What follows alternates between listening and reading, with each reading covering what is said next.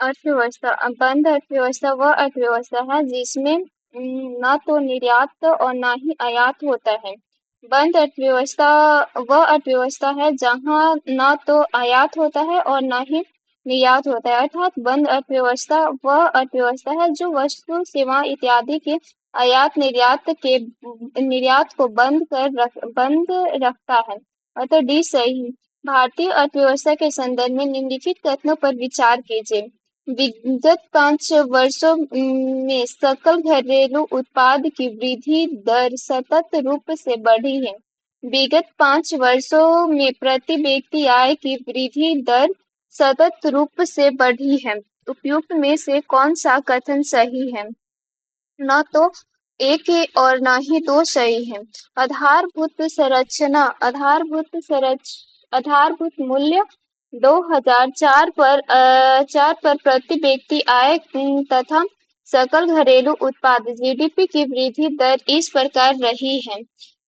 PCI प्रति व्यक्ति आय 7.8, 8.1, 4.9, 6.1, 6.2 आय GDP 9.6, 9.2, 6.9, 8.0, 8.6 घरेलू उत्पादक।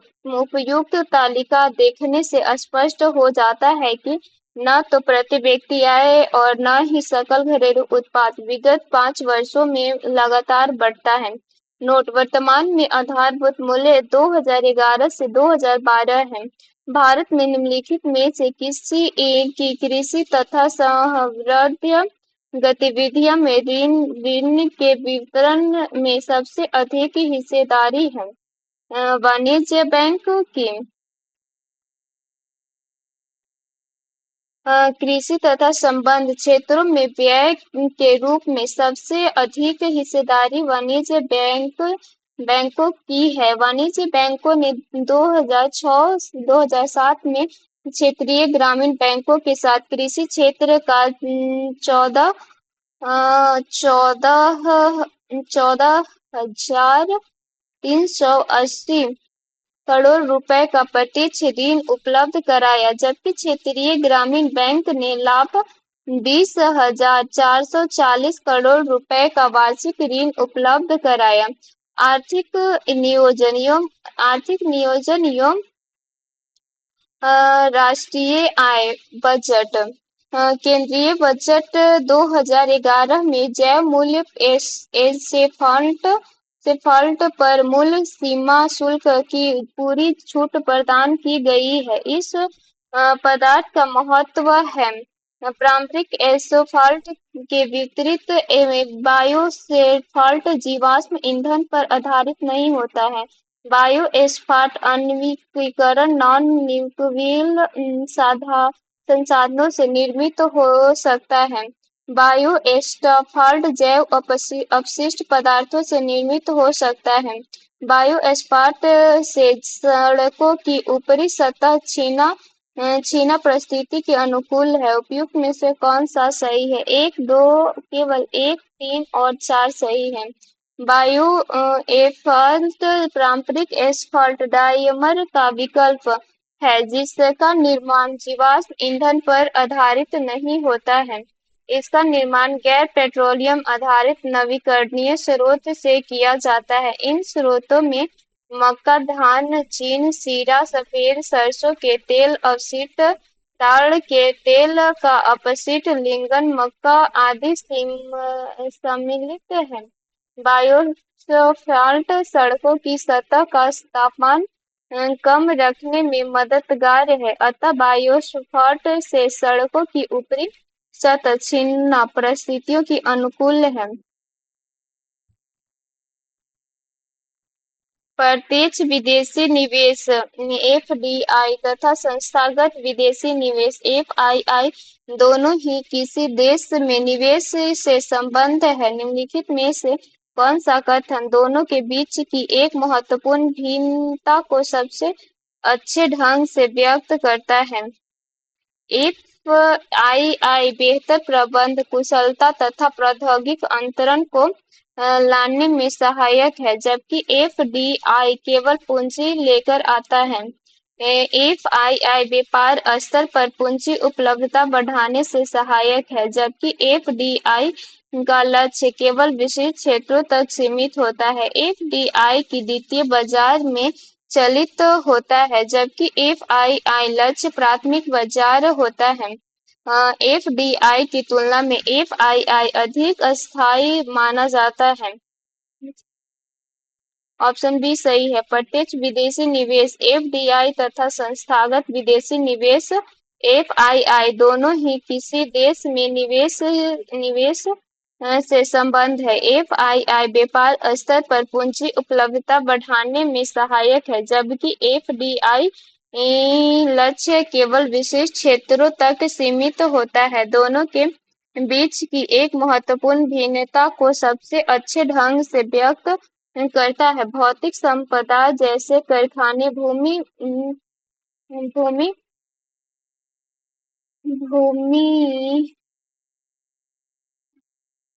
भूमि पूंजीगत वस्तु तथा आधारित संरचना के वाले क्षेत्रों में अपना धन लगाते हैं, जो तो प्रत्यक्ष विदेशी पूंजी निवेश कहा जाता है। अधिकांशतः इस प्रकार इस प्रकार निवेश बहुराष्ट्रीय कंपनी द्वारा किया जाता है। एफआईआई संस्थागत विदेशी निवेश वित्तीय बाजार में ही मुख्य रूप से चालित होता है। इस प्रकार कथन भी सही है। आम आदमी बीमा योजना के संदर्भ में निम्नलिखित कथनों पर विचार कीजिए। इस योजना के अंतर्गत बीमाकृत व्यक्ति भूमिहीन ग्रामीण कुटुंब के परिवार का मुख्य अथवा कमाऊ सदस्य होना चाहिए। बीमाकृत व्यक्ति 30 से 65 की आयु वर्ग में होना चाहिए।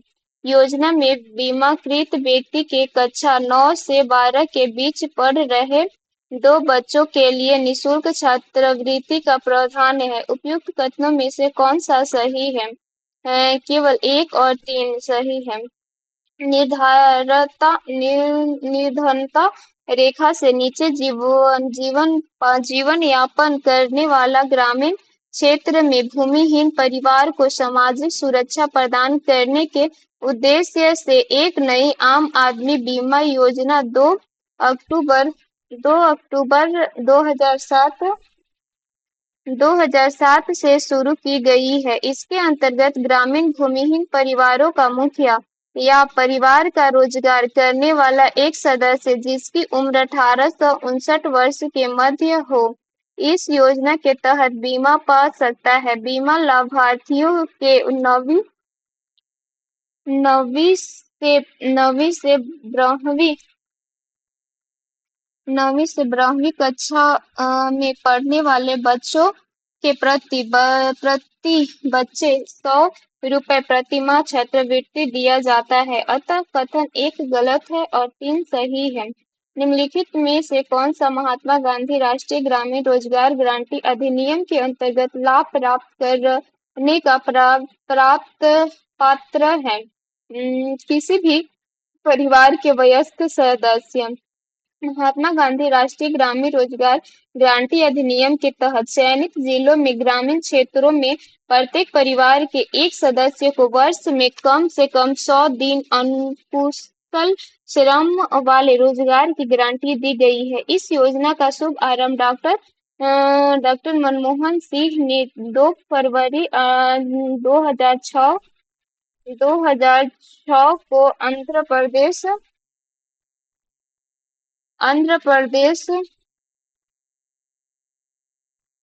प्रदेश के अनंतपुर जिले से किया।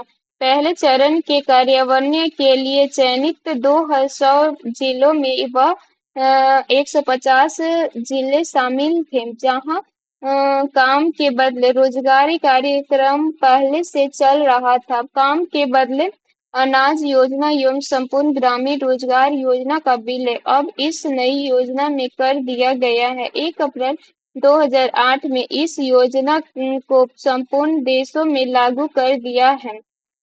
यदि वार्षिक संघीय बजट लोकसभा द्वारा पारित नहीं होता तो प्रधानमंत्री मंत्रिपरिषद का त्याग पत्र पेश कर देता है। बजट सरकार की राजस्व नीति का एक व्यवहारिक रूप है। हमारे यहाँ बजट सामान्य तौर पर आगामी वित्तीय वित्तीय वर्ष हेतु मांगे मांगे वर्ष करार आवश्यक सरकारी खर्चों हेतु व्यवस्थित सुनिश्चित कर ली जाती है और उन वार्षिक बजट कुछ माह बाद उपयुक्त समय पर प्रयुक्त किया जाता है। यदि वार्षिक संघीय बजट लोकसभा द्वारा नहीं पारित होता तो इसका तात्पर्य कि सरकार अल्पमत में है तथा प्रधानमंत्री अपनी मंत्रिपरिषद का त्याग पत्र प्रस्तुत कर देता है। लेखानुमोदन और आंतरिक बजट के बीच क्या अंतर है? अस्थायी सरकार लेखा अनुमोदन के प्रावधानों का प्रयोग करती है, जबकि कार्यवाहक सरकार अंतरिम बजट के समाधान का प्रयोग करती है। लेखा अनुमोदन सरकार के बजट के व्यय पक्ष मात्रा में संबंध होता है, जबकि अंतिम बजट में व्यय तथा आवृत्ति दोनों सम्मिलित होते हैं। उपयुक्त में से कौन से कथन सही है? केवल दो सही है। अनुच्छेद 116 के अंतर्गत लोकसभा लेखा अनुमोदन पारित कर सरकार के लिए एक अग्रिम राशि मंजूर कर सकती है, जिसके बारे में बजट निवारण देना सरकार के लिए संभव नहीं है। यह सरकार के बजट के व्यय पक्ष से संबद्ध होता है। अंतरिम बजट में व्यय तथा आवंटन दोनों सम्मिलित होते हैं तथा यह चुनाव से पूर्व कार्यवाहक सरकार द्वारा तथा चुनाव के बाद नियमित सरकार अर्थात दोनों सरकारों द्वारा प्रस्तुत किया जा सकता है। कृषि उद्योग एवं व्यापार सरकार के समावेशी वृद्धि लक्ष्य को आगे ले जाने में निम्नलिखित में से कौन से कार्य सहायक साबित हो सकते हैं? स्व सहायता समूह सेल्फ हेल्प ग्रुप्स को प्रोत्साहन देना, सूक्ष्म लघु और मध्यम उद्यमों को प्रोत्साहन देना, शिक्षा का अधिकार अधिनियम लागू करना। निम्नलिखित पुटों के आधार पर सही उत्तर चुनिए।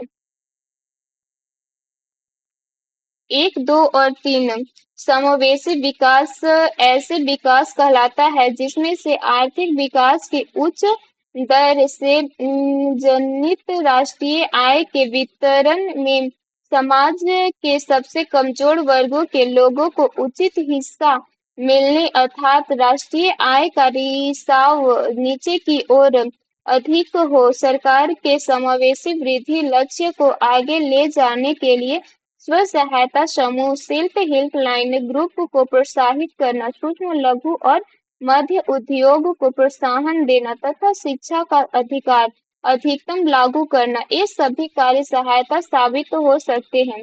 मुद्रा बैंक एवं कर प्रणाली केंद्र राज्य वित्तीय संबंध हाल के वर्षों में भारत के निरंतर उच्च खाद्य स्फीति से गुजरता है। इसके क्या कारण हो सकता है?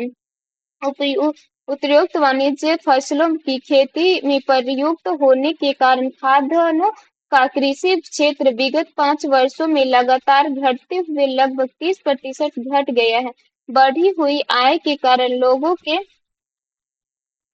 लोगों के उपभोग प्रतिरूप में महत्वपूर्ण परिवर्तन आया है। आहार की आपूर्ति श्रृंखला में कई संरचनात्मक अवरोध हैं।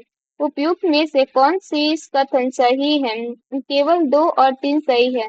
बढ़ी हुई आय के कारण लोगों के उपभोग प्रतिरूप में महत्वपूर्ण परिवर्तन आया है, जिसमें से खाद्य स्फीति और सच उच्च हुई है। भारत में हाल के वर्षों में निरंतर और उच्च खाद्य स्फीति के कारणों में कई खाद्य वस्तुओं की मांग आपूर्ति श्रृंखला में संरचनात्मक अवरोध प्रमुख है। निम्नलिखित में से कौन से कथन वित्तीय उत्प्रेरक की समुचित व्याख्या करता है? यह सरकार द्वारा उत्पादन क्षेत्रों में किया गया वृद्धि निवेश से है, जिसका लक्ष्य माल की आपूर्ति कर तीव्र आर्थिक विकास के कारण बढ़ी हुई मांग को पूरा करना है। यह सरकार की गहन निश्चितता कार्यवाही जिसमें से लक्ष्य देश में आर्थिक गतिविधियों को बढ़ाना है। यह सरकार द्वारा वित्तीय संस्थानों पर की गई गहन कार्यवाही है जिसका लक्ष्य कृषि तथा संबद्ध क्षेत्रों को ऋण वित्तीय कराना है जिसकी वृत्ति खाद्यान्न उत्पादन को प्रोत्साहन मिल सके और खाद्य स्फीति पर अंकुश लग सके। यह सरकार की चरम निश्चयात्मक कार्यवाही है जिसका लक्ष्य वित्तीय समावेश नीति का अनुसरण करता है। ऑप्शन डी सही है। वित्तीय उत्प्रेरक सरकार की गहन निश्चयात्मक कार्यवाही है जिसका लक्ष्य देश में आर्थिक गतिविधियों को बढ़ावा देना है। सरकार की वित्तीय उत्प्रेरक को अर्थव्यवस्था को मंदी से उबारने अथवा वित्तीय संकट से बचाने के लिए प्रदान किया जाता है। इसके अंतर्गत अर्थव्यवस्था के विभिन्न क्षेत्रों में मंदी से बचाने के लिए वित्तीय प्रोत्साहन प्रदान किया जाता है। निम्नलिखित कार्यवाही पर विचार करें जो सरकार द्वारा लिए जा सकते हैं। घरेलू मुद्रा अवमूल्यन, निर्यात को मिलने वाली आर्थिक सहायता में कटौती, उन उपयुक्त नीतियों को लागू करना जिसमें देश में अधिक एफडीआई आए तथा एफआईएस से अधिक निधि आए। उपयुक्त में से कौन सा क्रिया चालू खाते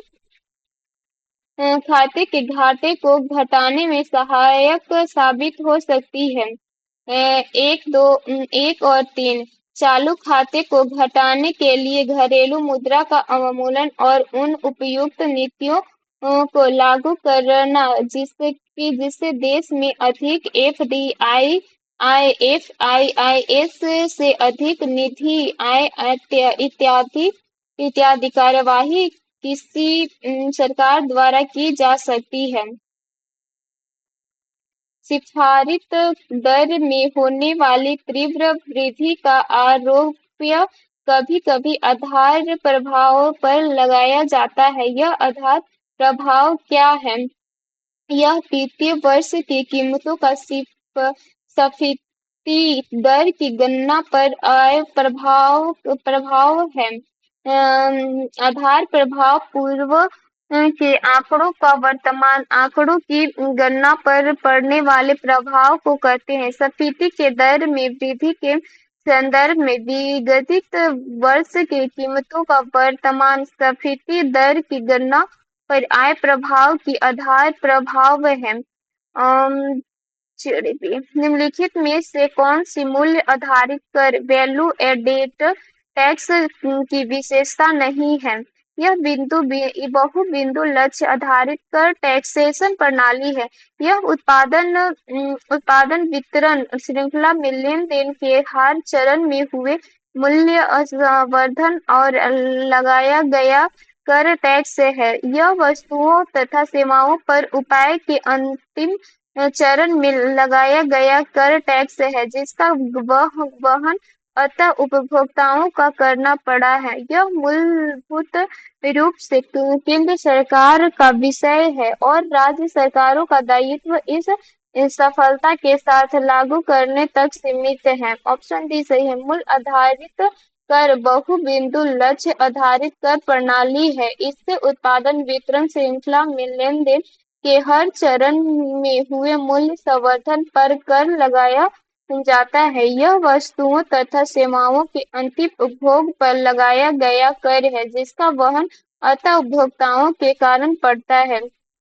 सूक्ष्म वित्त माइक्रो फाइनेंस निम्न आयु वर्ग के व्यक्तियों के लिए वित्तीय सेवाओं का प्रावधान करता है। यह सेवा उपभोक्ताओं का स्वरोजगार में जुट व्यक्तियों दोनों को प्रदान की जाती है। सूक्ष्म वित्तों के अंतर्गत जो सेवाओं उपलब्धता की जाती है वह है वे ऋण सुविधा, बचत सुविधा, बीमा सुविधा, निधि अंतर्गत सुविधा। निम्नलिखित कोटों के आधार पर सही उत्तर चुनिए। 1, 2 और 3 और 4 सभी सही है। ग्रामीण निर्धन विषय रूप में महिलाओं को बिना किसी समूह व पारिवार्षिक ग्रांटी के आय सृजनाकारी गतिविधियों के संचालनार्थ शाखा सुविधा उपलब्ध कराना सूक्ष्म शाखा कहलाता है। सूक्ष्म वित्तीय वित्त के अंतर्गत जो सेवाओं उपलब्ध की जाती है वे ऋण सुविधाओं, बचत सुविधा, बीमा सुविधा तथा निधि अंतर्गत सुविधा है। आहार उत्पादन के विक्रय में जुटी एक कंपनी यह विज्ञापित करती है कि उसके उत्पादक में ट्रांस वसा ट्रांस फैट नहीं होती है। इसके इस अभियान का उपभोक्ताओं के लिए क्या अभिप्राय है? कंपनी के आहार उत्पादन हाइड्रोजन नीकृत तेलों से नहीं निर्मित किए जाते हैं। कंपनी के आहार उत्पादक पशु उत्पन्न वसा तेलों से नहीं निर्मित किए जाते हैं। कंपनी के द्वारा प्रयुक्त तेल संभवतः उपभोक्ताओं के दवाहिका स्वास्थ्य को क्षति नहीं पहुंचाएगा। उपयुक्त में से कौन सा कथन सही है? केवल 1 और 3 सही है। आहार उत्पादों के विक्रय में जुड़ी एक कंपनी यह विज्ञापित करती है कि उसके उत्पादों में ट्रांस वसा ट्रांस फैट नहीं होती है, तो वह कंपनी उपभोक्ताओं का यह बताना चाहती है कि उसे आहार उत्पादन हाइड्रोजनीकृत तेलों और पशु उत्पादन वसा तेल से नहीं निर्मित किए जाते हैं। अंतरराष्ट्रीय मुद्रा कोष के संबंध में निम्नलिखित में से कौन सा कथन सही है? यह केवल सदस्य देशों को ऋण प्रदान करता है। अंतर्राष्ट्रीय मुद्रा कोष एक अंतर्राष्ट्रीय मौद्रिक संगठन है। ब्रेटन वुड्स सम्मेलन के नियमानुसार इसकी स्थापना जुलाई 1944 को वैश्विक गठन अमेरिका में हुई थी। यह केवल सदस्य देशों को ऋण प्रदान करता है जिसमें उनका प्रतिकूल भुगतान संतुलन ठीक हो सकते हैं। वाणिज्य बैंकों द्वारा दिए जाने वाले लोक लुभावना ऋण टीचर लोन क्यों कर आर्थिक चिंता का विषय है। लोक लुभावना ऋण टीचर लोन और द मुख्य ऋण सब प्राइम लेंडिंग का ही एक रूप समझे जाते हैं तथा बैंकों को यह जोखिम रहता है कि भविष्य में उनके ऋण चुकता न हो। देश में लोक लुभावना ऋण टीचर लेना मुख्यतः अनुभवी उद्यमी को उत्पादन संबंधित अथवा निर्यात इकाइयों स्थापित करने के लिए दिए जाते हैं। उपयुक्त में से कौन सा कथन सही है? केवल एक। वाणिज्य बैंकों द्वारा दिए जाने वाले ऐसे लोग लुभावना ऋण है जो ऋण देने वाले व्यक्तियों को ऋण के चुनाव की क्षमता का अन्य मानकों को बिना ध्यान रखे हुए प्रदान किए जाते हैं। ऐसे ऋणों प्रारंभिक वर्षों में ब्याज की दर आकर्षक रूप से कम रहती है तथा बाद के वर्षों में बढ़ जाती है। आर्थिक विकास सामान्यतः युग्मित होता है अस्फीति के साथ स्टैग्फ्लेशन के साथ अतिस्फीति के साथ। ऑप्शन बी सही है। मुद्रास्फीति या मुद्रा प्रसार का वह अवस्था जिसमें मुद्रा का मूल्य गिर जाता है और कीमतें बढ़ जाती है। आर्थिक दृष्टिकोण सीमित एवं नियंत्रित मुद्रास्फीति अल्प विकसित अर्थव्यवस्था हेतु लाभदायक होती है क्योंकि इसमें उत्पादक में वृद्धि होती है। भारतीय रिजर्व बैंक के बैंकों दर कम करने के फलस्वरूप बाजार की तरलता बढ़ जाती है, बाजार की तरलता घट जाती है, बाजार की तरलता पर कोई प्रभाव नहीं पड़ता है। वाणिज्य बैंक अधिक जमा पूंजी संग्रहित कर लेते हैं। भारतीय रिजर्व बैंक द्वारा बैंक दर कम कर देने के फलस्वरूप बाजार की तरलता बढ़ जाती है। बैंक दर में कटौती का उद्देश्य अन्य ब्याज दरों को कम करने में सहायता प्रदान करना होता है जिसमें बैंकों के आधार पर को प्रोत्साहन प्राप्त होता है। भारत का विदेशी व्यापार एवं आर्थिक संगठन शेयर बाजार आर्थिक वित्तीय क्रियाकलापों के संदर्भ में एक्स राष्ट्रीय मंडल खेलों को देखने के लिए विदेशी नागरिक का भारत में आगमन निर्यात था। आर्थिक क्रियाकलाप के संदर्भ में राष्ट्रीय मंडल खेलों को देखने के लिए विदेशी नागरिकों को भारत आगमन निर्यात था। 19वीं राष्ट्रीय मंडल खेल 3 से 14 अक्टूबर 2010 के भारत के नई दिल्ली के संपन्न हुई है। भारत में पहली बार आयोजित इस राष्ट्रीय मंडल खेल में 17 खेलों की 260 स्पर्धाओं का राष्ट्रमंडल खेल संघ से जुड़े 71 देशों के लगभग 7,000 खिलाड़ियों ने भाग लिया है। इसे देखने के लिए विदेशी नागरिकों का भारत आगमन निर्यात के अंतर्गत माना जाता है। इस आगमन से देश को प्राप्त आय परिवर्तन के अंतर्गत आएगी, जो निर्यात लेखा के अंतर्गत अदृश्य मद है। निर्यातों में दृश्य वस्तुएं, सेवाओं तथा विदेशों में विनियोग से प्रभाव आय सम्मिलित है। भारत के संदर्भ में पर विचार कीजिए। आयात एवं निर्यात अधिनियम 1947, भारत एवं खनिज विकास अधिनियम 1997, अधिनियम 1962, भारतीय वन अधिनियम 1927।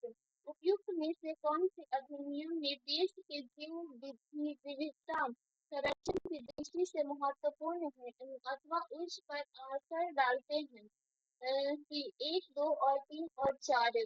भारत में जैव विविधता संरक्षण की दृष्टि से महत्वपूर्ण अधिनियम है मत्स्य अधिनियम 1897, भारतीय वन अधिनियम 1927, खनन एवं खनिज विकास नियम 1957, सीमा शुल्क अधिनियम 1962, आयात एवं निर्यात अधिनियम 1947, कृषि उत्पादन ग्रेन एवं विपणन अधिनियम 1937, खतरनाक कीट एवं कीट अधिनियम 1914।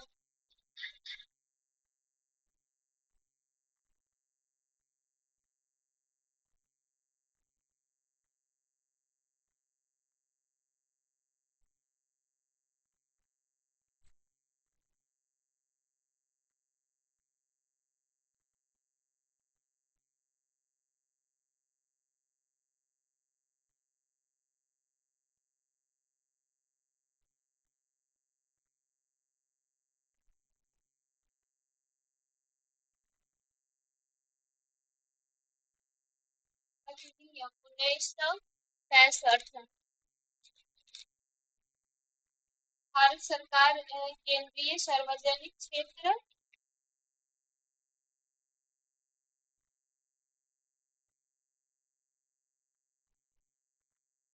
केंद्रीय क्षेत्र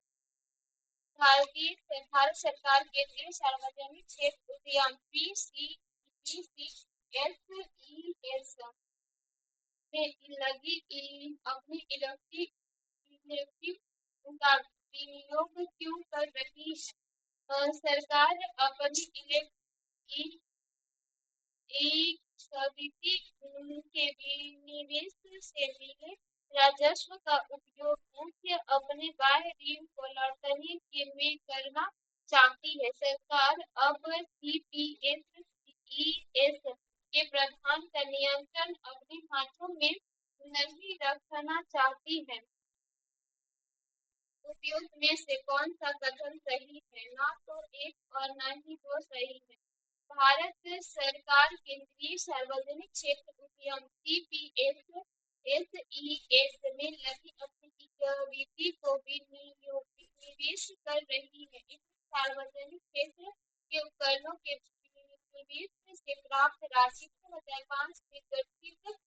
राष्ट्रीय निवेश नीति में लाती है, जिसका मुख्य उद्देश्य सामाजिक क्षेत्र की परियोजनाओं में निवेश करना है। सरकार सार्वजनिक क्षेत्रों के उपकरणों में नागरिकों को हिस्सेदारी, डिजिटल गवर्नमेंट गवर्नेंस तथा प्रवर्तन की इत्यादि सरकारी सरकारी विनिवेश विनिवेश के प्रमुख बिंदु हैं।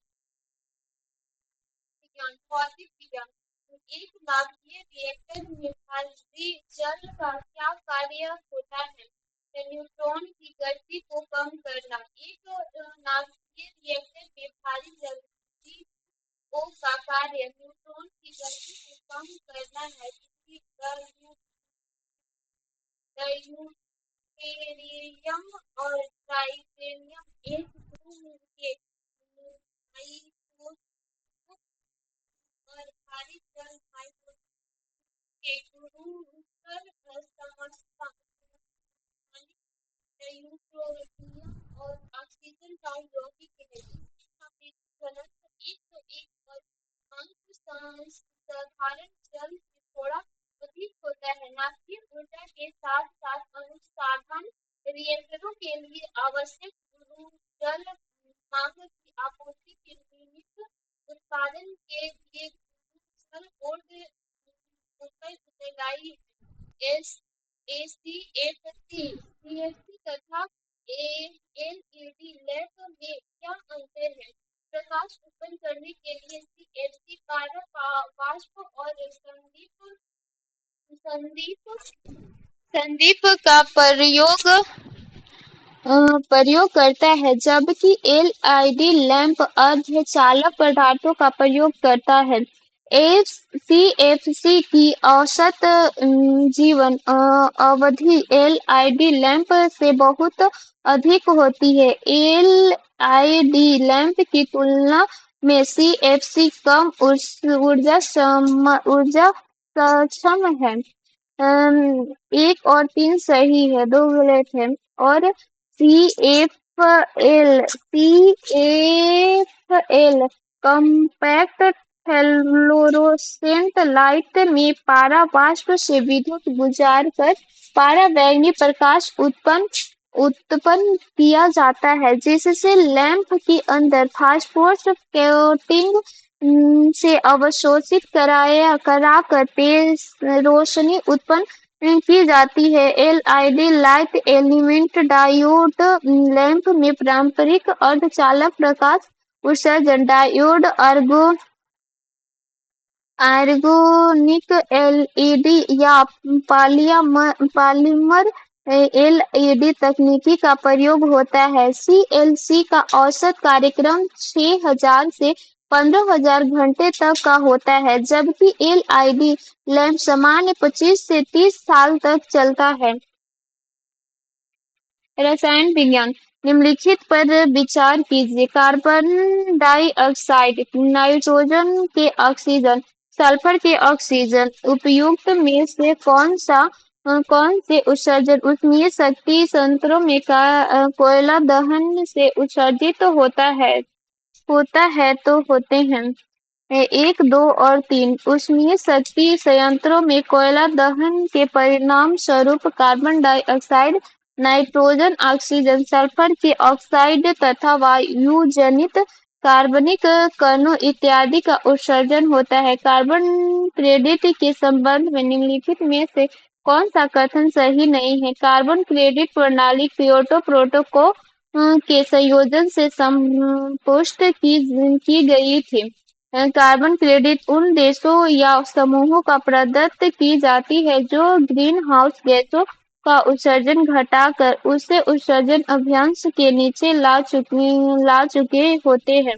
कार्बन क्रेडिट का लक्ष्य कार्बन डाइऑक्साइड उत्सर्जन में हो रही वृद्धि पर अंकुश लगाना है।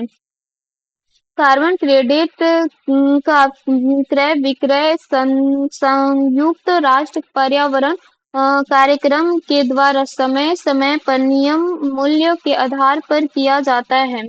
कार्बन क्रेडिट प्रणाली के अनुसार किस देश में उपलब्ध उद्योगों के अनुसार उस देश के द्वारा किए जाने वाले अधिनियम कार्बन उत्सर्जन का निर्धारण किया जाता है। कार्बन क्रेडिट प्रणाली का क्योटो प्रोटोकॉल के अंतर्गत पर्यावरण में कार्बन उत्सर्जन को कम करने के लिए लागू किया गया है। अंतर्राष्ट्रीय बाजारों में कार्बन क्रेडिट का क्रय विक्रय करने क्रय विक्रय उसके वर्तमान बाजार मूल्यों के अनुसार किया जाता है। बाजार में बिकने वाला एयरसोप्टेम कृत्रिम मधुरक है। यह एमिनो अम्लों से बना होता है और अन्य एमिनो अम्लों के समान ही कैलोर प्रदान करता है। फिर भी यह भोज्य पदार्थों में कम कैलोरी मधुरक के रूप में इस्तेमाल होता है। इस इस्तेमाल का क्या आधार है? एस्पार्टेम समान चीन जितना ही मीठा होता है, किंतु चीन के विपरीत यह मानव शरीर में आवश्यक एंजाइमों के अभाव के कारण शीघ्र ऑक्सीकृत नहीं हो पाता है। इन जब एस्पेरेंट आहार प्रसंस्करण में प्रयुक्त होता है तब उसका मीठा स्वाद तो बना रहता है, किंतु यह ऑक्सीकरण प्रतिरोधी ही हो जाता है। एक्सपेरिमेंट चीन जितना ही मीठा होता है, किंतु शरीर के अंतर्गत होने के बाद यह कुछ ऐसे उपचारकों को सेटोबेलाइट में परिवर्तन हो जाता है जो कोई कैलोरी नहीं देता है। एस कुछ सब गलत है। एक्सपेरिमेंट सामान्य चीन से कोई गुना अधिक मीठा होता है, अतः थोड़े से एक्सपेरिमेंट में बने भोज्य पदार्थ ऑक्सीकृत होने पर कम कैलोरी प्रदान करते हैं। ऑप्शन डी सही है। एक्सपेरिमेंट बाजार में बिकने वाला कृत्रिम मधुर है। यह सामान्य चीनी या सुक्रोज की तुलना में की गई गुना अधिक मीठा होता है, अतः एक्सपेरिमेंट की बहुत कम मात्रा की मीठा स्वाद उत्पन्न करने के लिए पर्याप्त है, इसीलिए उसका कैलोरी अंश नगण्य है।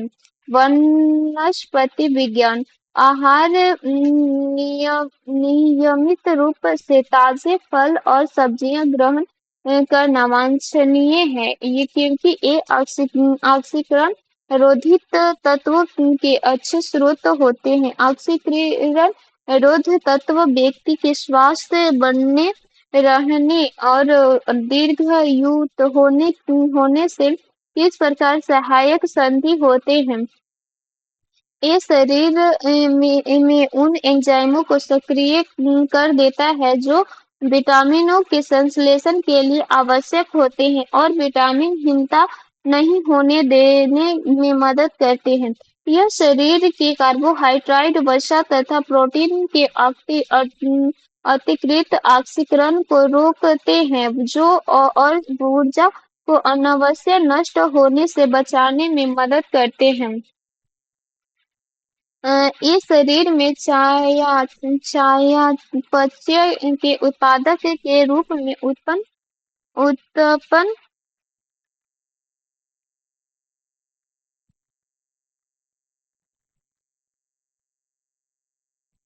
मुक्त मूलकों को निष्क्रिय बनाते हैं। यह शरीर की कोशिकाओं में कुछ जीवों को सक्रिय करते हैं और वृद्धों की क्रिया को विलंब करने में मदद करते हैं। आहार में नियमित रूप से ताजे और फल और सब्जियां ग्रहण करना वांछनीय है, क्योंकि ये ऑक्सीकरण ऑक्सीकरण ऑक्सीकरण रोधी तत्व के अच्छे स्रोत होते हैं। ऑक्सीकरण रोधी तत्व व्यक्तियों के स्वास्थ्य बने रहने और दीर्घ आयु होने में सहायक सिद्ध होते हैं, क्योंकि ये शरीर में चयापन उत्पादन के रूप में उत्पन्न मूल को निष्क्रिय बनाते हैं। ऑक्सीजन एक रासायनिक अभिक्रिया है जिसमें इलेक्ट्रॉनिक स्थानांतरण किसी पदार्थ में ऑक्सीकरण एजेंट में होता है। ऑक्सीकरण अभिक्रिया में परिणाम स्वरूप मुक्त मूल्य उत्पन्न हो सकते हैं, जिनके द्वारा कोशिकाओं को क्षति पहुंचाने वाली श्रृंखला अभिक्रिया आरंभ हो सकती है। मानव चिकित्सा विज्ञान, जीव जंतु विज्ञान। जब किसी वृक्ष की छाल वृक्ष के आधार के पास से गोलाकार चारों तरफ से हटा दी जाती है तो यह वृक्ष धीरे धीरे सूख कर मर जाता है, क्योंकि जड़ें ऊर्जा से वंचित रह जाती है। संवहनीय पादपों में दो प्रकार के ऊतक पाए जाते हैं, फ्लोएम और एक्साइम। फ्लोएम किसी वृक्ष के छाल की सबसे अतिरिक्त परत होती है। इसका मुख्य कार्य प्रकाश संश्लेषण की प्रक्रिया में निर्मित घुलनशील कार्बन पदार्थों का परिवहन करना और वृक्षों के आधार के पास गोलाकार चारों तरफ से किसी वृक्ष की छाल निकाल देने पर फ्लोएम भी क्षतिग्रस्त हो जाएगा, जिससे फलस्वरूप प्रकाश संश्लेषण की प्रक्रिया द्वारा निर्मित पोषक तत्व जड़ों तक नहीं पहुंच सकेंगे तथा जड़ें ऊर्जा से वंचित रह जाएगी और वृक्ष धीरे धीरे सूख कर मृत हो जाएगा। एक विवाहित दंपति ने एक बालक को गोद लिया। उसके उसके कुछ वर्ष उपरांत उन्हें जुड़वा पुत्र हुए। दंपति में एक का रक्त एबी पॉजिटिव है और दूसरे का रंग ओ नेगेटिव है। तीन पुत्रों में से एक का रक्त ए पॉजिटिव, दूसरे का बी पॉजिटिव और तीसरे का ओ पॉजिटिव है। तो गोद लिए गए पुत्र का रक्त वर्ग कौन सा है? O positive. सर्वप्रथम कार्ल सर्वप्रथम कार्ल लैंडसाइल्ड ने सन 1931 ईस्वी में मनुष्य के रक्त को तीन वर्गों में बांटा था। इसके बाद भारत सी कैप्सिटिक तथा सुसल्टुलरी ने मनुष्य को रक्त में चौथे वर्ग की भी पता लगाया। अब मनुष्य के रक्त को चार वर्गों में बांटा गया है। ये है रुधिर वर्ग और ए है रुधिर वर्ग बी और रुधिर वर्ग ए बी और रुधिर वर्ग ओ। तीसरे गोद लिए हुए पुत्र का रक्त ओ पॉजिटिव है, क्योंकि दोनों दंपतियों में एक का रक्त ए वर्ग ए बी पॉजिटिव एवं दूसरे का ओ नेगेटिव होने पर उसका जुड़वा पुत्रों के रक्त ए पॉजिटिव और बी नेगेटिव या ए बी पॉजिटिव होंगे। कृषि पशुपालन एवं डेयरी। वर्तमान में वैज्ञानिक किसी गुणसूत्र में तीन इकाइयों का विन्यास अथवा उनकी सापेक्षिक स्थिति अथवा डीएनए अनुक्रमकों को निर्धारित कर सकते हैं। यह ज्ञान हमारे लिए किस प्रकार उपयोगी होंगे? उसकी मदद में पशुधन की वंशावली जानी जा सकती है। उसकी मदद से सभी मानव रोगों के कारण अज्ञात हो सकते हैं। उसकी मदद से पशु की रोग सह नस्ल विकसित की जा सकती है। उपयुक्त में से कौन सा कथन सही है? केवल एक और तीन डीएनए अनुक्रमणों की सहायता से पशुओं की वंशावलियों को जानने में मदद मिलती है। इसके अतिरिक्त विभिन्न आनुवंशिक रोग जैसे Alzheimer, myotonic dystrophic cystic fibrosis तथा जीनों की अक्षमता एवं उनमें उत्पन्न दोषों के चलते होने वाली कई बीमारियों का कारण आधार कर उनका उपचार संभव हो सकता है। कंप्यूटर, ब्लूटूथ तथा वाईफाई के बीच क्या अंतर है? ब्लूटूथ तथा वाईफाई। ब्लूटूथ 24 गीगावाट रेडियो वितरित पट्टियां प्रयुक्त करता है, जबकि वाईफाई 24 गीगावाट गीगाहर्ट्ज अथवा 5 गीगावाट आवृत्ति पर प्रयोग करता है। ब्लूटूथ 24 GHz से GHz 24.480 GHz की रेंज में रेडियो फ्रीक्वेंसी के स्पेक्ट्रम का प्रयोग करता है, जबकि वाई-फाई आईईई 802.11 सेंटीमीटर दर आधारित प्रौद्योगिक है, जिसमें 24 GHz 35 GHz तथा GHz फ्रीक्वेंसी स्पेक्ट्रम का प्रयोग किया जाता है। ऑप्टिकल डिस्क का नया फॉर्मेट, जो ब्लू रेड डिस्क (BD) के नाम से जाना जाता है, लोकप्रिय हो रहा है। यह परंपरागत डीवीडी से किस प्रकार भिन्न है? एक और दो। डीवीडी मानक परिभाषित वीडियो स्टैंड डिफेंस वीडियो को समर्थित करता है, जबकि डीवीडी उच्च परिभाषा वीडियो हाई डेफिनेंस वीडियो को समर्थित करता है। डीवीडी की तुलना में बीडी फॉर्मेट की भंडार क्षमता कई गुना अधिक है। ब्लू-रे डिस्क अगली पीढ़ी का ऑप्टिकल डिस्क है, जो हाई डेफिनेंस वीडियो को समर्थित करती है। डीवीडी डिस्क आधारित 27 GB डाटा का संग्रहण कर सकती है तथा एक पतला वाली ब्लू-रे डिस्क 25 GB डाटा एकत्रित कर सकती है। विज्ञान और प्रौद्योगिकी दूरसंचार प्रसारण हेतु प्रयुक्त उपग्रहण को भू-अप्रगामी कक्षा में रखा जाता है। एक उपग्रह ऐसी कक्षा में तब होता है जब कक्षा भूतुल्यकालिका होती है। कक्षा वृत्ताकार होती है। कक्षा पृथ्वी की भूमध्य रेखा में समतल होती है। भू-अप्रगामी कक्षा भूतुल्यकालिक होती है, जो पृथ्वी की भूमध्य रेखा के समतल होती है, तथा भू-तुल्यकालिक वृक्ष वृत्ताकार होती है। अतः कथन 1, 2, 3 सही है।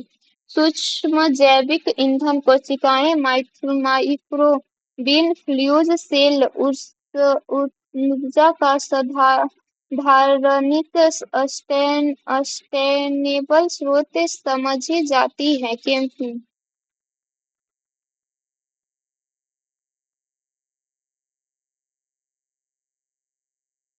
ये जीवित जीवों को उत्प्रेरक के रूप में प्रयुक्त कर कुछ सबस्ट्रेटों से विद्युत उत्पन्न कर सकती है। ये जल का शोधन और विद्युत उत्पादन करने के लिए अपशिष्ट जल शोधन संयंत्रों में स्थापित की जा सकती है।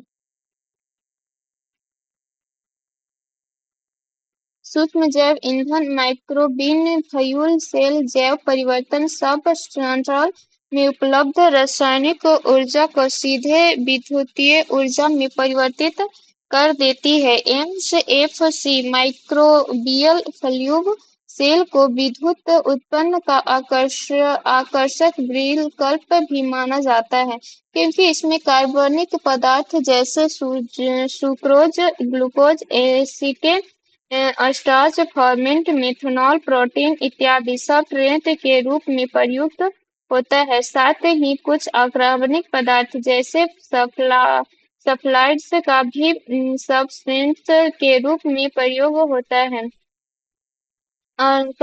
अंटार्कटिक क्षेत्रों में ओजोन छिद्र का बनना चिंता का विषय है। इस छिद्र के बनने का संभावित कारण क्या है? विशेष ध्रुवीय वर्ताग तथा समता, मंडलीय बादलों की उपस्थिति तथा क्लोरोफ्लोरोकार्बन का अतिवाहक आर्कटांटिक क्षेत्रों में ओजोन छिद्र का बनना चिंता का विषय है। इस क्षेत्र के बनने का संभावित कारण विशिष्ट ध्रुवीय वृत्तार्क तथा समतापमंडलीय बादलों की उपस्थिति तथा क्लोरोफ्लोरोकार्बन का अतःप्रवाह है। ध्रुवीय समतापमंडलीय बादलों में उपस्थिति नाइट्रिक अम्ल क्लोरोफ्लोरोकार्बन से अभिक्रिया कर क्लोरीन का निर्माण करता है, जो कि ओजोन परत के प्रकाश रासायनिक विनाश के लिए उत्तरदायी है। समताप मंडल के निचले भाग में जेट विमान बहुत आसानी और निर्भरता के साथ उड़ सकते हैं। इसका उपयुक्त विशिष्टीकरण क्या है?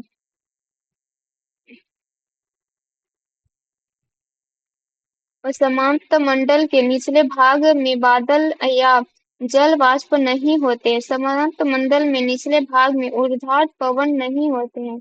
उपयुक्त कथनों में से कौन सा कथन इस कथन का उपयुक्त सही स्पष्टीकरण है? एक और दो दोनों। समाप्त मंडल के निचले भागों में जेट विमान बहुत आसानी आसानी और निर्वृत्त के साथ उड़ सकते हैं, क्योंकि इसमें मौसमी घटनाएं जैसे आंधी, बादलों की गरज, बिजली की कड़क, जलवाष्प एवं धूल आदि कुछ नहीं होते हैं। समताप मंडल 18 से 32 किमी की ऊंचाई तक है। इस मंडल में वायुयान एवं जेट विज्ञान उड़ने की आदर्श दशा पाई जाती है। आभासी निजी परिपथ क्या है? यह किसी संस्था का निजी कंप्यूटर परिपथ है, जिसमें सुदूर बैठे प्रयोक्ता संस्था के परिवेशक सर्वर के माध्यम से सूचना प्रेषित कर सकते हैं। यह निजी इंटरनेट पर बना कंप्यूटर परिपथ है, जो प्रयोगकर्ताओं को अपनी संस्था में परिपथ में प्रवेश करने की सुविधा देता है और प्रेषित की जा रही है सूचना को सुरक्षित रखता है। यह एक ऐसे कंप्यूटर परिपथ है जिसके द्वारा प्रयोक्ता सेवा प्रबंधक सर्विस प्रोवाइडर के माध्यम से कंप्यूटर संस्थानों के साझे भंडार में प्रवेश पा सकते हैं। बी ए बी सही है। आभासी निजी परिपथ वीपीएन किसी संगठन या कंपनी के इंटरनेट जैसे सार्वजनिक नेटवर्क में मौजूद ढांचे पर अपने निजी इंटरनेट का सुरक्षा रूप से विस्तारित करने की अनुमति प्रदान करता है। पर्यावरण एवं परिस्थिति निम्नलिखित में से तीन मानकों के आधार पर पश्चिम घाट श्रृंखला एवं इंडो ब्रह्म क्षेत्रों को जैव विविधता के प्रखर स्थलों हॉटस्पॉट के रूप में मान्यता प्राप्त हुई है।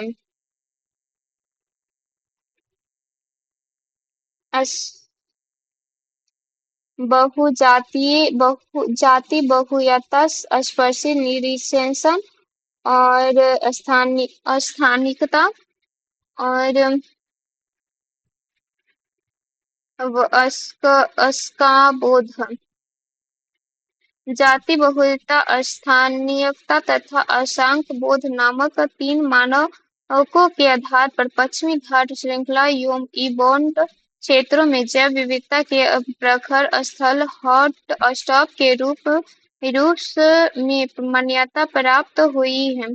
हॉट के वर्षों में मानव गतिविधियों के कारण वायुमंडल में कार्बन डाइऑक्साइड की सांद्रता में बढ़ोतरी हुई है, किंतु इनमें से बहुत सी वायुमंडल के निचले भाग में नहीं रहती। क्यों?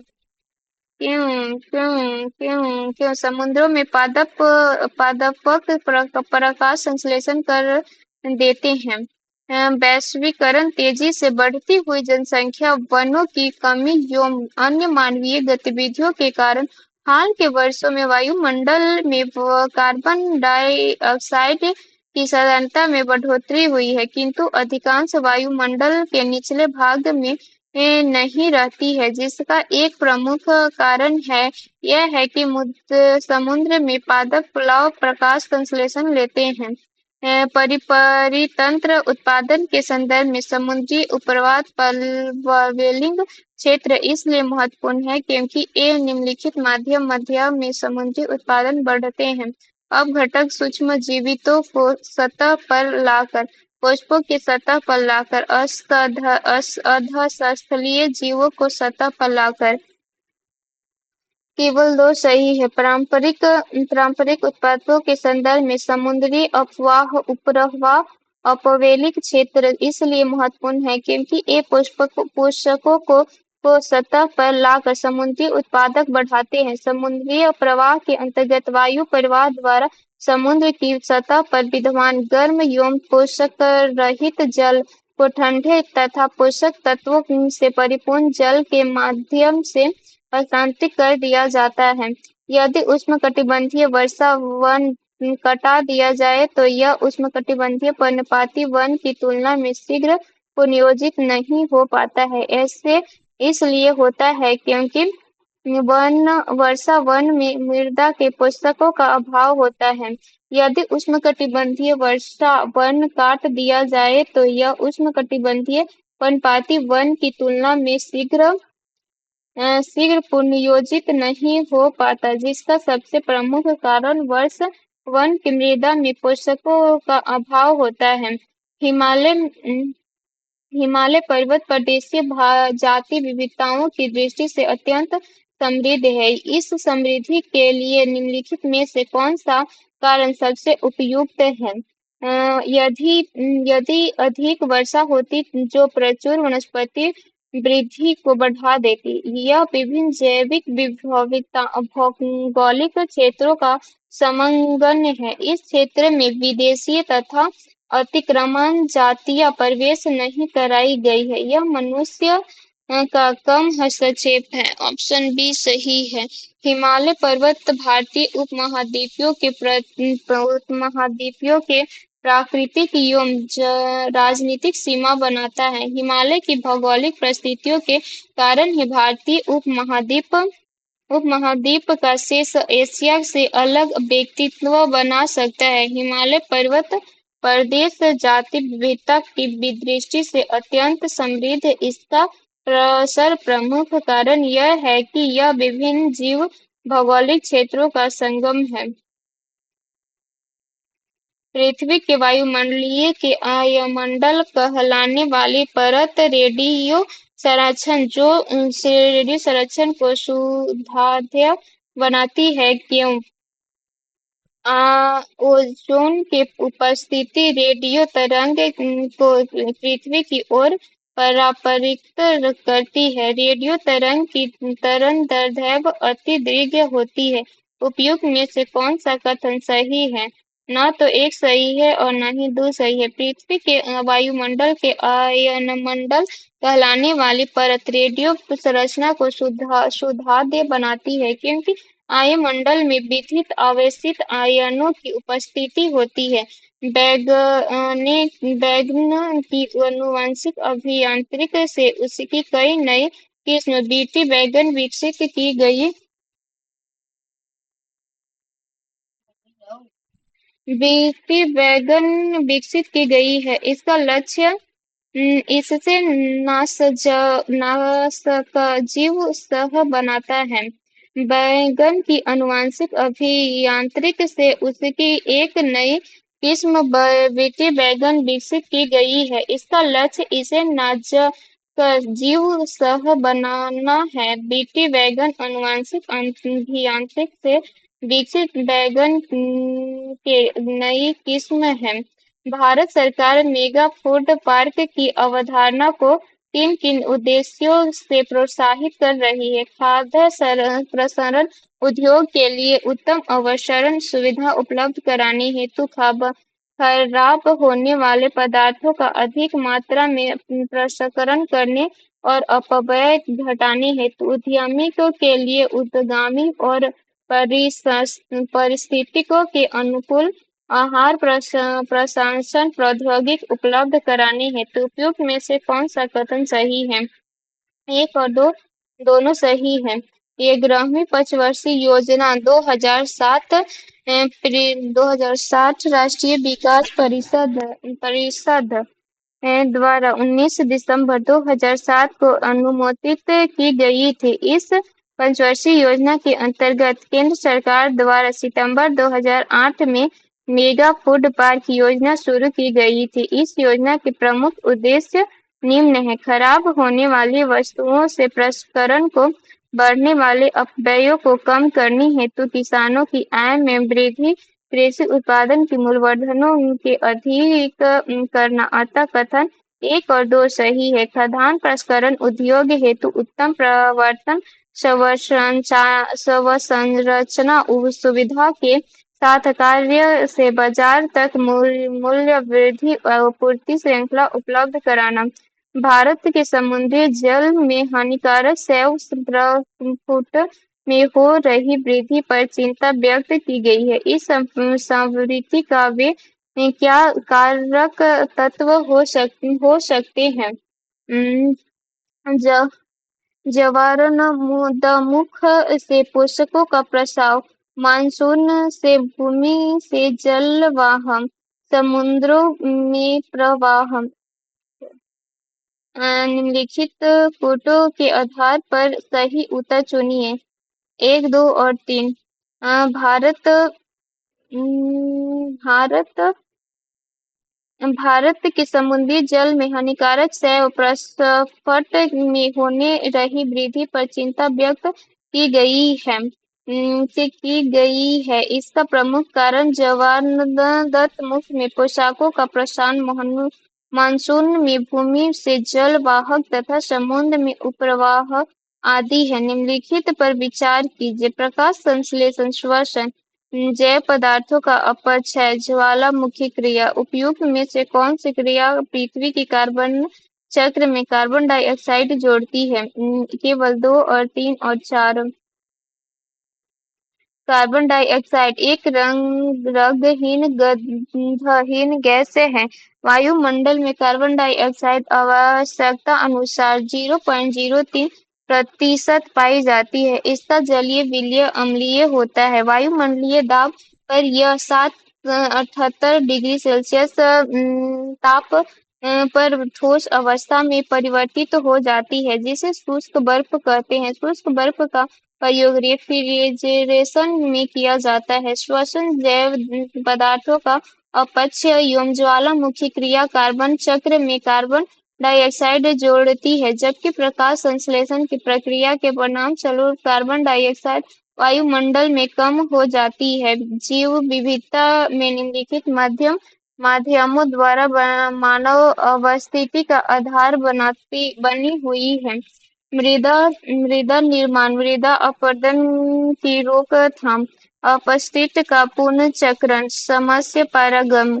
निम्नलिखित कूटों के आधार पर सही उत्तर चुनिए। 1, 2 और 3 और 4 सभी सही है। जैव विविधता, मृदा निर्माण, मृदा अपरदन की रोकथाम, समस्या परागण तथा अपशिष्ट के पुनर्चक्रण द्वारा मानव अस्तित्व का आधार बनी हुई है। निम्नलिखित में से कौन सा स्थल वनस्पति संरक्षण हेतु सवास्तव पद्धति नहीं है? वनस्पति उद्यान। वनस्पति संरक्षण हेतु वनस्पतिक उद्यान स्वस्थान पद्धति के अंतर्गत नहीं आता है, जिससे कि जीवमंडल आरक्षित क्षेत्र, राष्ट्रीय पार्क, वन्य प्रणाली अभयारण्य इसमें से सम्मिलित है। समयाकीकरण, तेल की वैश्विक कीमतों के संदर्भ में ब्रेट कच्चे तेल का समाचारों में पर्याप्त उल्लेख आता है। इस पद का क्या अभिप्राय है? यह कच्चे तेल का एक प्रमुख वर्गीकरण है। यह उत्तरी सागर से प्राप्त किया जाता है। यह सल्फर मुक्त होता है। केवल 1 और 2 सही है। और तेल की वैश्विक कीमतों के संदर्भ में ब्रेट कच्चे तेल का समाचारों में पर्याप्त उल्लेख आता है। ब्रेट कच्चा तेल में प्रमुख वर्गीकरण में सबसे बड़ा है। इससे उत्तरदायी सागर से प्राप्त किया जाता है। इसके अंतर्गत Brent, crude Brent, sweet light crude, Ekofisk एवं ऐशोबर्ग शामिल हैं। यह तेल विश्व के कच्चे तेल के अंतर्राष्ट्रीय व्यापार के लगभग 2/3 के मूल्य निर्धारित हेतु प्रयुक्त होता है। हाल में आयलर जयपुर साम्राज्य समाचारों में था। यह क्या है? यह तेलीय पक तथा बिखरे हुए तेल के उपचार हेतु पारिस्थितिकी के अनुकूल विकसित प्रौद्योगिकी है। यह समुद्र के भीतर तेल के अवशोषण हेतु विकसित अत्याधुनिक प्रौद्योगिकी है। यह आनुवंशिक इंजीनियरिंग से निर्मित उच्च मात्रा में जैव ईंधन जैव ईंधन प्रदान करने वाली मक्का किस्म है। यह तेल के कुओं में आकस्मिक उपजी लपटों को नियंत्रित करने की वाली अत्यधिक प्रौद्योगिकी है। ऑप्शन ए सही। हाल में आयलर जौपर साम्राज्यों में था। यह तैलीय पंप तथा बिखरे हुए तेल के उपचार हेतु परिस्थितियों के अनुसार विकसित प्रौद्योगिकी है। इसका विकास द एजेंटिस एंड रिसर्च इंस्टीट्यूट TERI द्वारा किया जाता है। विधि न्यू स्टार्ट संधि समाचारों में रही थी। यह संधि क्या है? यह संयुक्त राज्य अमेरिका तथा रूस संघ के बीच नाभिकीय शस्त्रों पर कटौती करने की द्विपक्षीय सामरिक महत्व की संधि है। शीत युद्ध के दौरान अमेरिका और रूस के बीच 31 जुलाई 1991 को हस्ताक्षरित स्टार के स्थान पर एक नई स्टार संधि पर अमेरिका एवं रूस के बीच हस्ताक्षर चेक गणराज्य की राजधानी प्राग में 8 अप्रैल 2010 को किए गए नई स्टार संधि के तहत दोनों देश 7 वर्षों में अपने परमाणु हथियारों की संख्या में 1/3 तक कटौती करने तथा उन्हें ले जाने वाली पनडुब्बियों मिसाइलों एवं बम वर्षकों की संख्या में आधी से अधिक कटौती के लिए प्रसिद्ध हैं। कार्ल मार्क्स ने वर्ग संघर्ष की प्रक्रिया को निम्नलिखित में से किस सिद्धांत में मदद से समझाया? द्वैतात्मक भौतिकवाद। कार्ल मार्क्स ने वर्ग वर्ष की प्रक्रिया के द्वैतात्मक भौतिकवाद के सिद्धांतों को मदद से समझाया। मार्क्स का विचार है कि ऐतिहासिक प्रक्रिया में प्राचीन साम्राज्य का आधार दस्ता मध्यवर्गीय साम्राज्य का आधार नकद पूंजी तथा सामंतवादी साम्राज्य का आधार भूमि है। यही मार्क्स का इतिहास है। भौतिकवादी व्यवस्था उनका विचार है। इसकी समाज का ये आर्थिक कारण के निर्धारित होता है। इसके मूल में वर्ग संघर्ष का द्वंद्व होता है। भारत की पूर्व की ओर देखो नीति की संदर्भ में निम्नलिखित कथनों पर विचार कीजिए। भारतीय पूर्व एशिया की में स्वयं को एक महत्वपूर्ण क्षेत्रीय नायक के रूप में स्थापित करना चाहता।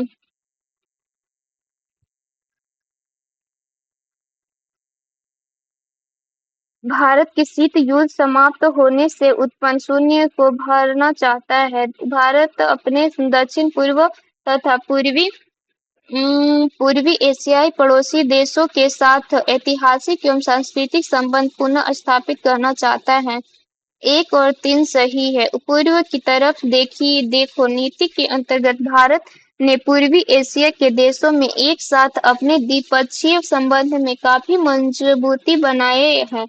वर्ष के दौरान इन देशों के साथ उच्च स्तरीय वार्ता विचार विनिमय आदि के माध्यम से संबंधों को दृढ़ बनाया गया है। इस क्षेत्रों में 2 देशों को राष्ट्रपति की भारत यात्रा उल्लेखनीय है। मंगोलिया के राष्ट्रपति तथा कोरिया गणतंत्र के राष्ट्रपति के क्रमशः सितंबर 2009 तथा जनवरी 2010 में भारत की यात्रा की है। भारत में स्वयं को एक महत्वपूर्ण क्षेत्रीय नायक के रूप में स्थापित करना चाहता है। भारत अपने दक्षिणी पूर्व तथा पूर्व एशियाई पड़ोसी के साथ ऐतिहासिक संबंध पुनः स्थापित करना चाहता है।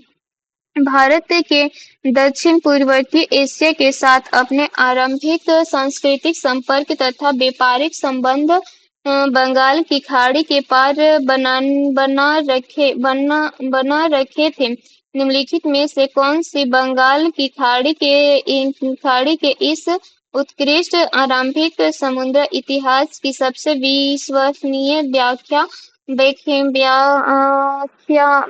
हो सकती है? प्राचीन काल तथा मध्यकाल में भारत के पास दूसरों की तुलना में अति उत्तम पोत निर्माण तकनीकी उपलब्ध थी। इस उद्देश्य के लिए दक्षिण भारतीय शासकों ने व्यापारियों, ब्राह्मण, पुजारी और बौद्ध भिक्षुकों को सदा संरक्षण दिया।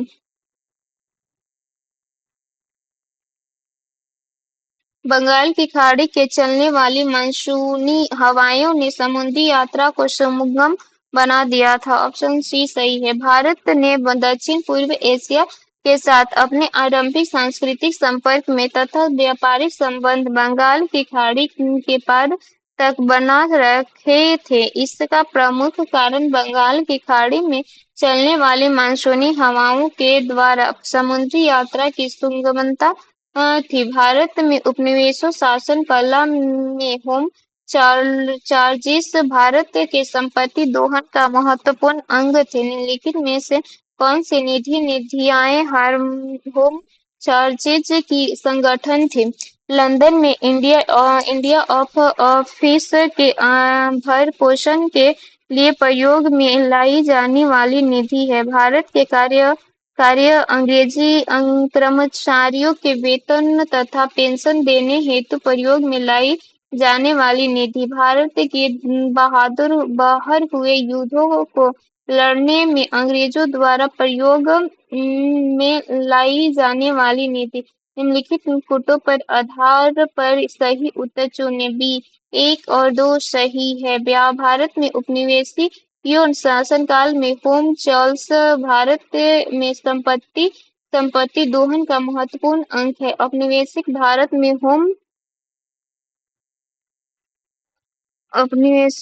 में होम चार्जेज गृह युद्ध शुल्क से सत्ताप्रति इंग्लैंड स्थित राज्य सचिव द्वारा भारत की ओर से किया जाने वाला व्यय था। इसे लंदन में इंडिया ऑफिस के भ्रमण पोषण के लिए प्रयोग में लाई जाने वाली निधि। भारत में कार्यरत अंग्रेजी कर्मचारी के वेतन तथा पेंशन देने हेतु प्रयोग में लाई जाने वाली निधि इत्यादि शामिल थे।